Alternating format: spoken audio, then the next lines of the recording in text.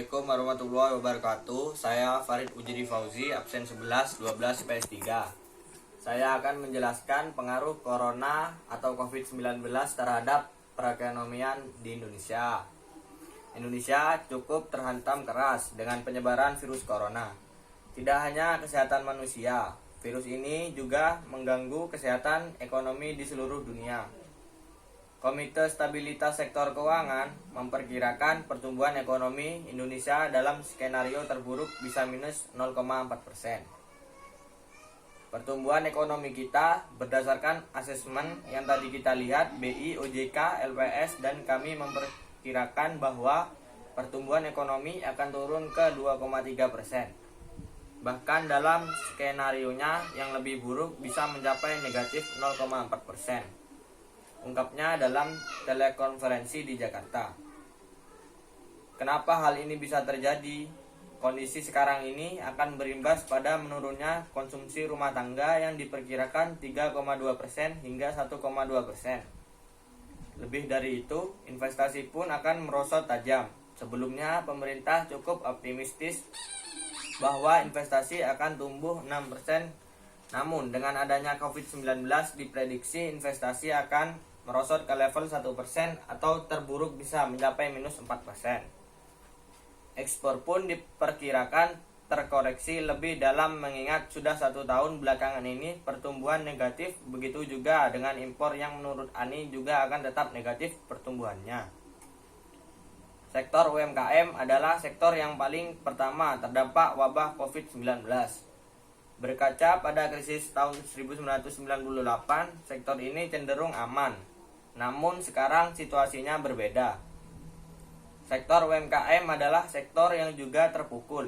Padahal selama ini biasanya menjadi safety net. Sekarang mengalami pukulan yang sangat besar karena adanya restriksi kegiatan ekonomi dan sosial yang memengaruhi kemampuan UMKM yang biasanya resilient, bisa menghadapi kondisi. Tahun 97 sampai 98 justru UMKM masih resilient. Sekarang ini dalam Covid ini UMKM terpukul paling depan karena ketiadaan kegiatan di luar rumah oleh seluruh masyarakat.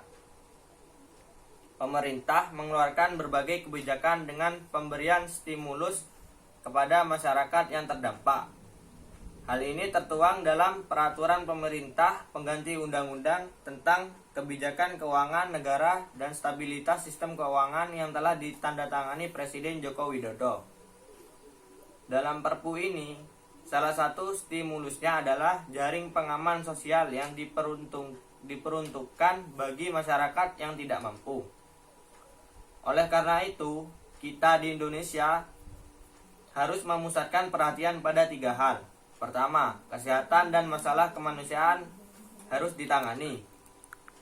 Kedua, menjamin kondisi masyarakat terutama jaring pengaman sosial kepada masyarakat terbawah dan bagaimana kita melindungi sedapat mungkin sektor usaha ekonomi supaya mereka tidak mengalami damage atau bisa bertahan dalam situasi sulit. Dalam hal ini kita juga melindungi stabilitas sektor keuangan. Papar Sri Mulyani.